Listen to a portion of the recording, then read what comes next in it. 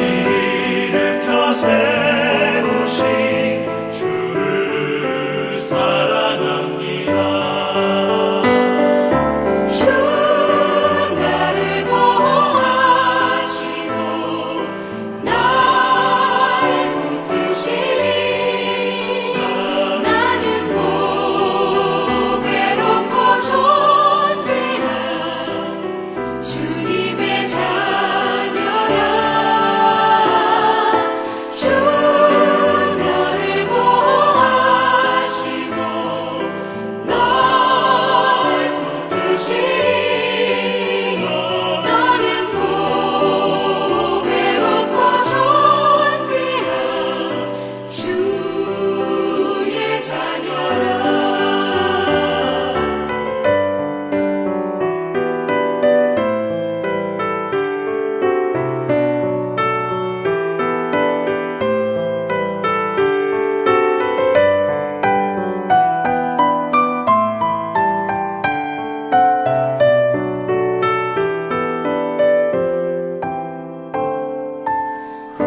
지나간 일들을 기억하지 않고 이전에 행한 모든이 생각지 않으리. 사막의 강물과 길을 아시는 주, 내 안에 새 일 행하신 주만 바라보리라. 주 나를 보호하시고 날 붙드시리. 나는 외롭고 존귀한 주님의 자녀라. 주 너를 보호하시고 널 붙드시리. 너는 외롭고 존귀한 주의 자녀라. 주 너를 보호하시고 날 붙드시리. 나는 외롭고 존귀한 주님의 자녀라. 주 너를 보호하시고 날 붙드시리. 나는 외롭고 존귀한 주의 자녀라. 너는 외롭고 존귀한 주의 자녀라.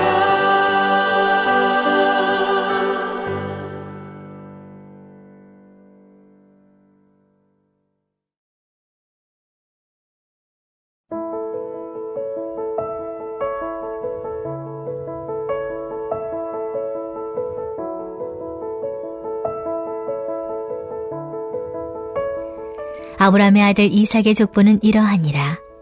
아브라함이 이삭을 낳았고 이삭은 40세에 리브가를 맞이하여 아내를 삼았으니 리브가는 밧단 아람의 아람 족속 중 부두엘의 딸이요 아람 족속 중 라반의 누이였더라.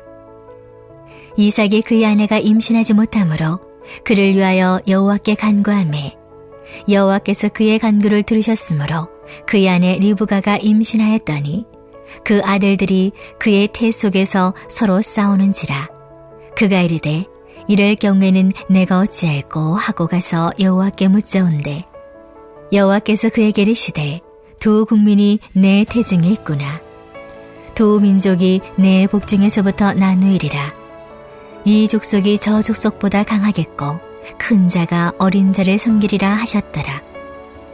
그 해산 기한이 찬즉 태에 쌍둥이가 있었는데 먼저 나온 자는 붉고 정신이 털옷 같아서 이름을 에서라 하였고, 후에 나온 아오는 손으로 에서의 팔꿈치를 잡았으므로 그 이름을 야곱이라 하였으며, 리브가가 그들을 낳을 때에 이삭이 60세였더라. 그 아이들이 장성함에 에서는 익숙한 사냥꾼이었으므로 들 사람이 되고, 야곱은 조용한 사람이었으므로 장막에 거주하니, 이삭은 에서가 사냥한 고기를 좋아하므로 그를 사랑하고, 리브가는 야곱을 사랑하였더라. 야곱이 죽을 쏘았더니 에서가 들에서 돌아와서 심히 피곤하여 야곱에게 이르되, 내가 피곤하니 그 붉은 것을 내가 먹게 하라 한지라. 그러므로 에서의 별명은 에돔이더라.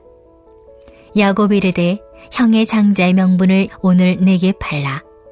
에서가 이르되, 내가 죽게 되었으니 이 장자의 명분이 내게 무엇이 유익하리요? 야곱이 이르되, 오늘 내게 맹세하라. 에서가 맹세하고 장자의 명분을 야곱에게 판지라. 야곱이 떡과 팥죽을 에서에게 주매, 에서가 먹으며 마시고 일어나갔으니 에서가 장자의 명분을 가볍게 여김이었더라. 아멘. 할렐루야!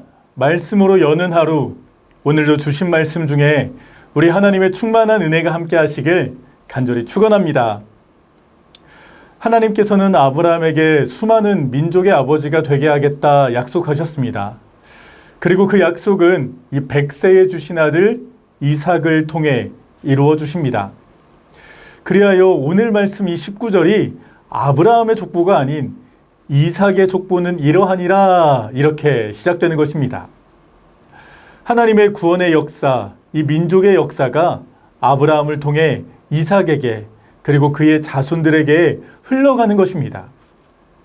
하지만 그 약속의 때는 언제일까요? 저 하늘의 별처럼 바다의 모래처럼 이 많은 자손의 축복은 언제쯤이나 허락하실까요? 이삭이 40세의 신부로 맞이한 이 아내 리브가도 이 어머니 사라처럼 쉽게 임신이 되지 않았습니다.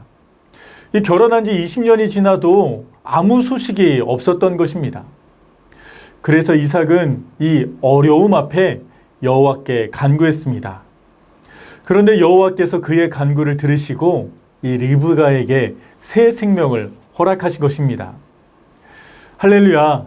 이 문제 앞에 기도로 여호와 하나님께 간구하는 것, 이것이 믿음의 사람, 하나님의 은혜를 경험한 이 명문 가문의 모습입니다. 이삭은 또한 22절, 하나님께서 주신 이 새 생명들이 이 아내 리브가의 태 속에서 서로 싸우자 내가 어찌할꼬 하며 그 문제 또한 여호와 하나님께 묻습니다. 자기의 생각과 뜻대로 이 지식과 경험대로 하지 않고 하나님께 모든 문제를 묻는 것, 그리고 그 하나님의 뜻대로 행하는 것, 이것이 참된 하나님의 축복인 줄 믿으시길 바랍니다. 그래서 우리도 모든 상황 가운데 여호와 하나님을 찾는 자, 또 하나님께 묻는 자 되길 간절히 축원합니다. 하지만 우리는 어떻습니까? 여러 문제 앞에 우리는 하나님을 찾는 자입니까? 수많은 어려움 앞에 하나님께 묻는 자입니까? 혹여 다른 사람들은 이렇게 말하기도 합니다. 삶의 문제들, 그런 것들을 하나님께 간구하지도 않으면서요, 하나님께 묻지도 않으면서 뭐 그거 때 되면 다 이루어질 거였어. 어차피 리브가도 시간이 흐르면 뭐 당연히 임신하지 않았겠어?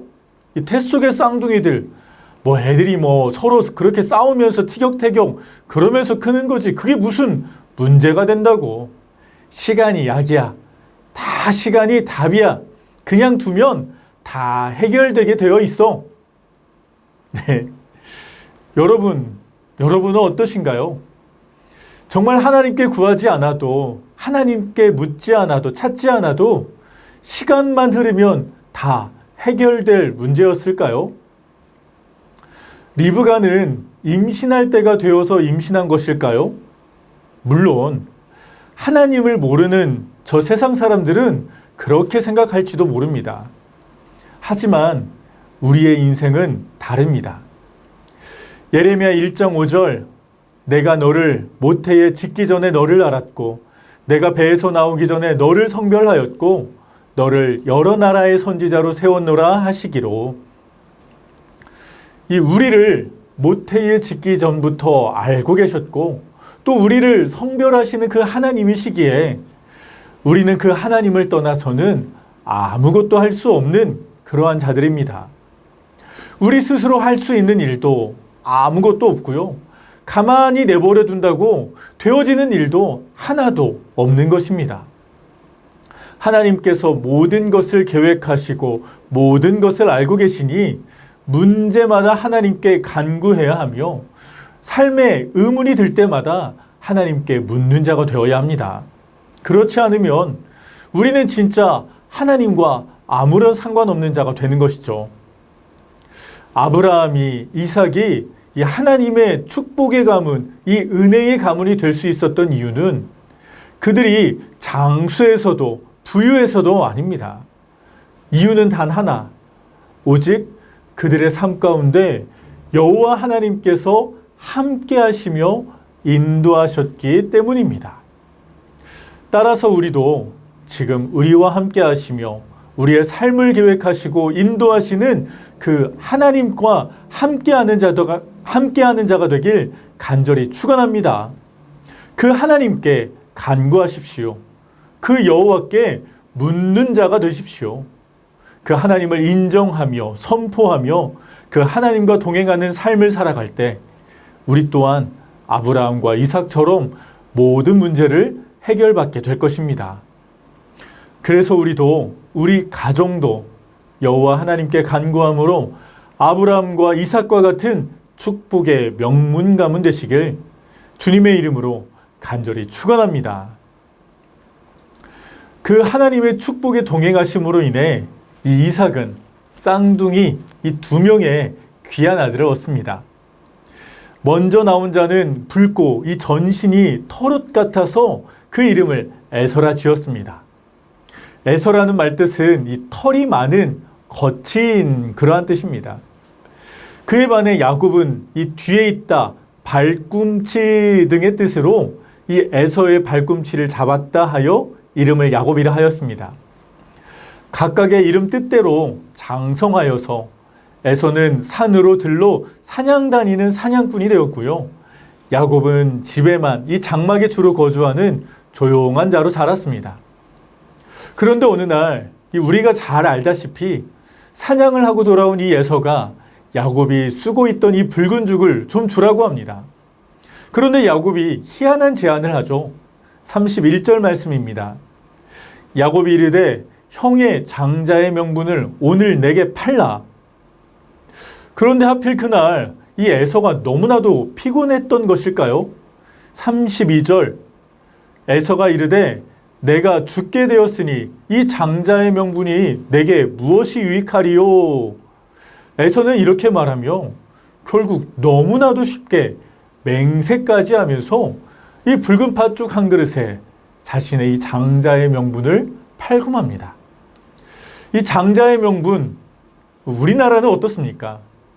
애나 지금이나 이 장자는요, 권위가 있고 책임이 있는 자리, 그리고 우선시되는 자리입니다. 힘들어도요, 장남은 공부를 시켜야 했고요, 장남은 쌀밥을 먹여야 했습니다. 왜요? 장남이니까요. 참고로 저는 막내입니다. 네. 하물며 이 당시 이 팔레스타인 족장 시대에도요, 장자의 권위는 대단했습니다. 장자는 이 아버지의 유업을 이어받을 이 권리가 있었고요.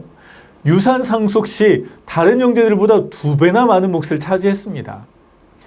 또 후에 이어지는 이 27장에서 아버지 이삭도 자신의 축복을 장자에게 먼저 주려 하고 있죠.